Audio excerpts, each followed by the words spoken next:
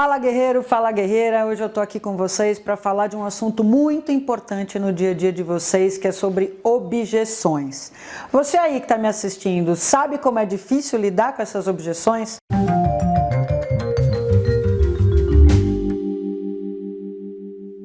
Todo vendedor tem um medo desgraçado, um pânico de lidar com elas. E o que eu quero mostrar para vocês nessa sequência de 3 vídeos é que a gente não precisa ter esse medo, ter esse receio muitas vezes na frente de um cliente, porque para lidar com objeções, gente, é muito de técnica, é muito de conhecimento, é muito de como você se prepara para uma visita de vendas. Então nós vamos abordar 3 tópicos que eu achei que são bastante importantes para a gente lidar com elas. Primeiro vídeo que nós vamos conversar é hoje, né? Como nascem as objeções? Como que elas surgem na cabeça do nosso cliente? E como que a gente se prepara realmente para lidar com elas? O segundo vídeo eu vou trazer para vocês uma primeira técnica de como lidar com as objeções de preço, pessoal. Seu cliente fala sobre preço? Ele reclama que sempre seu preço está mais caro? Pois é, a gente vai falar um pouquinho sobre como lidar com isso no nosso próximo vídeo. E terceiro e último vídeo, eu vou trazer para vocês uma técnica adicional, além dessa primeira que eu vou trazer no segundo vídeo, que eu vou trazer uma técnica muito baseada na reprogramação mental.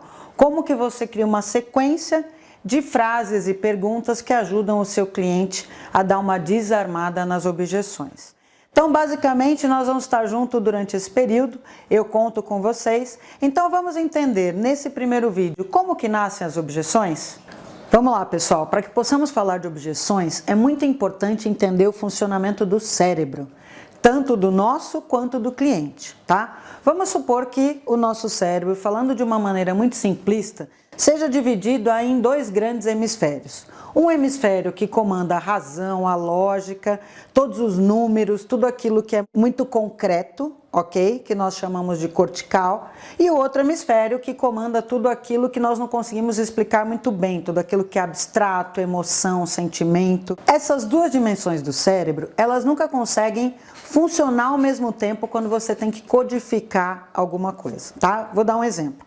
Quando você está sentindo muito, você pensa, entre aspas, logicamente menos. Quando você está pensando muito na razão, você sente menos algumas coisas. É isso que explica muita besteira que a gente faz na vida, né, gente? Que você fala, pô, se eu tivesse pensado antes, eu não teria feito. É um pouquinho disso, tá? Só para vocês entenderem, o cérebro fica numa chavinha liga, desliga, liga, desliga, liga, desliga, no sentido de razão, emoção, razão, emoção, razão, emoção. Quando uma funciona, a outra nesse momento recua, tá? É mais ou menos isso que acontece quando a gente está na frente de um cliente. Você está numa negociação e ora você está envolvido na emoção e ora você está com o raciocínio muito ligado na lógica, tá? O nosso cérebro, ele precisa de informação para funcionar. Digo, o cérebro humano. Logo, o do cliente também. Quando o cliente, muitas vezes num discurso de vendas, numa conversa de vendas que você levou até ali, não conseguiu captar ou entender todas as informações que gostaria dentro da expectativa dele, o que acontece? Tem uma área do cérebro que fica sem informação.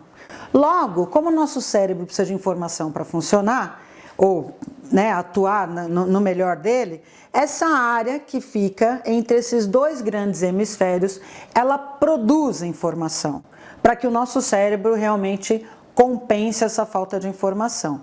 Quando essa área produz essa informação, nós chamamos essa informação produzida de fantasia, tá? Logo, muitas das objeções que os clientes têm com você na hora de uma conversa de vendas são fantasias que ele criou na cabeça dele e que de repente ele traduz essa fantasia em forma de objeção. Por exemplo, o seu cliente vira para você e fala assim: ah, mas o seu produto está muito mais caro que o da concorrência.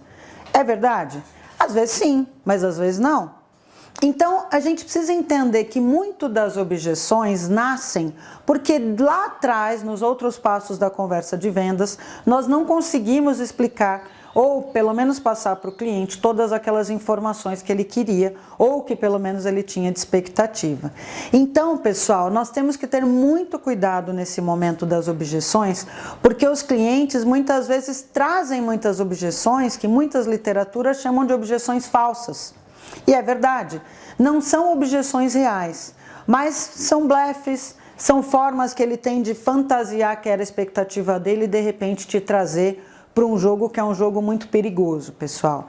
Então é muito importante você entender nesse momento que as objeções nascem porque em algum momento da conversa de vendas nós não demos a informação que o cliente esperava dentro do nosso discurso, ok? É por esse motivo, pessoal, que nós falamos que uma objeção é uma vírgula na conversa de vendas. Ou seja, qual que é o papel de uma vírgula num texto grande? É aquele momento que você para, respira e continua o raciocínio. É assim que funciona no discurso de vendas também. Quando entrou uma objeção do cliente, para, recua, respira e vamos tocar a conversa de vendas para frente. É por isso que é muito importante a gente entender enquanto vendedor ou vendedor, enfim, que nós temos que estar muito preparados para esse momento da conversa de vendas ou do discurso com o cliente. Agora, é muito importante que você, dentro desse preparo, tenha feito um bom planejamento, né, pessoal? Nós vamos abordar isso em algum momento das nossas conversas. A gente consegue, gente, muitas vezes, prever objeções que o cliente vai falar. Da mesma forma que a gente responde repetidamente muitas objeções, sem pensar muitas vezes no que a gente está dizendo, o cliente também faz muita objeção sem pensar no que ele está dizendo. As objeções, elas se repetem, pessoal, e quando você visita ou quando você atende o mesmo cliente durante um bom tempo, isso acontece com muita frequência. Eu já cansei de fazer campo com o vendedor, onde o vendedor vira para mim antes de entrar no cliente ou antes do cliente entrar, né, na loja, no estabelecimento, que o vendedor vira e fala assim: pô, Pri, ó, esse cliente vai falar isso, aquilo outro, tá? O que acontece? Eu entro na loja, o cliente chega e o cliente fala exatamente aquilo que o vendedor me falou. Logo, se você sabe quais são as objeções que você vai encontrar naquele cliente, caramba, você tem que se preparar para ela, né? Então a gente vai fazer o seguinte, eu vou propor 2 exercícios para vocês, que nesses 2 exercícios a gente vai coletar um pouquinho de matéria para que o seu cérebro comece a pensar focado em objeção. Anote num papel, faça uma listinha das principais objeções que você enfrenta quando você está na sua visita de vendas. Então você pode fazer uma relação que são as mais faladas por um bloco de clientes ou pelos seus clientes, ou foca num cliente e esse cliente tenta levantar aí na sua listinha, no papelzinho, quais são as objeções que esse cliente vai falar. Vamos lá.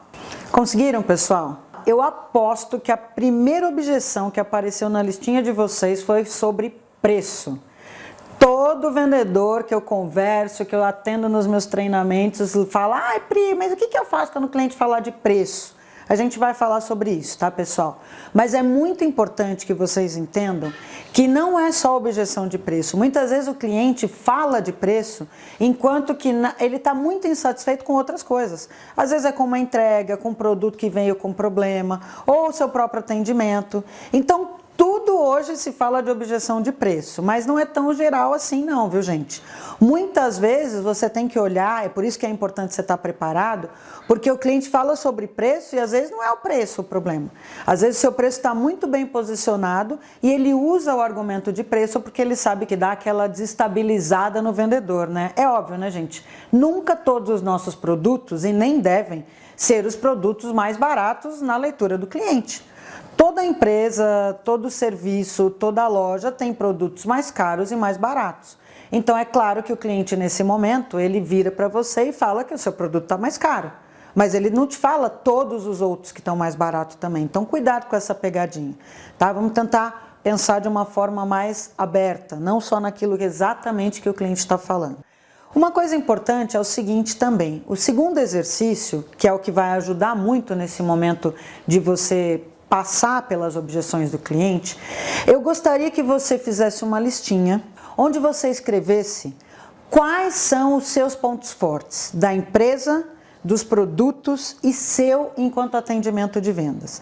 E não adianta ficar falando só de produto, tá, gente? Ah, porque o meu produto é melhor que o da concorrência. Ah, porque a minha marca é melhor que a da concorrência. Isso daí não cola mais, gente. Quais são os diferenciais mesmo? O que você tem de diferente na visão do cliente, não na sua visão? Muitas vezes você leva para o cliente aquilo que você acha que é importante, mas olha para o cliente, e depois nós vamos falar um pouquinho sobre motivadores de compra, quais são, para que eles servem, o que motiva aquele cliente ou o que motivaria aquele cliente a comprar de você e não da concorrência. Por isso eu gostaria que vocês fizessem essa listinha também, porque vai ser muito importante na hora de você estar preparado, na hora do seu planejamento, você saber como que você realmente vai reagir àquela objeção do cliente. Mas não vamos usar ela agora não. A gente vai fazer o seguinte, eu vou te explicar como que a gente vai fazer isso no próximo vídeo. Então me acompanhe até lá, pessoal, porque nesses 3 vídeos eu acho que a gente vai conseguir ter uma conversa muito boa sobre esse conceito, né? Isso que nos acompanha no nosso dia de venda sobre as objeções. Uma coisa importante, só antes de finalizar, que eu acho que para mim é o mais importante para falar também de objeções não existe venda sem uma objeção, pessoal. Portanto, parem de reclamar das objeções, se é que você reclama. Por quê? Porque são graças às objeções que existe o nosso papel de vendedor. É por isso que o cliente compra da gente e não compra muitas vezes numa internet. Porque as pessoas precisam desse relacionamento humano. E as empresas contratam a gente como representante, como vendedor, como consultor, como vendedora, para justamente essa relação humana, que a gente chama de venda, saber lidar com as objeções. Eu costumo brincar nos meus treinamentos que todo vendedor deveria rezar todos os dias, a hora que acorda, para Nossa Senhora das Objeções, pedindo objeção todo dia. Porque é graças às objeções que a gente realmente consegue exercer nossa profissão aí com tanto orgulho e com tanto carinho. Vejo vocês no próximo vídeo e eu gostaria muito que a gente pudesse manter essa conversa. Qualquer dúvida, tem aí meus pontos de contato, a gente vai estar se falando durante um período grande aí. Fiquem com essas dicas, façam suas 2 listinhas e nos vemos no próximo vídeo. Até lá! #BoraVender!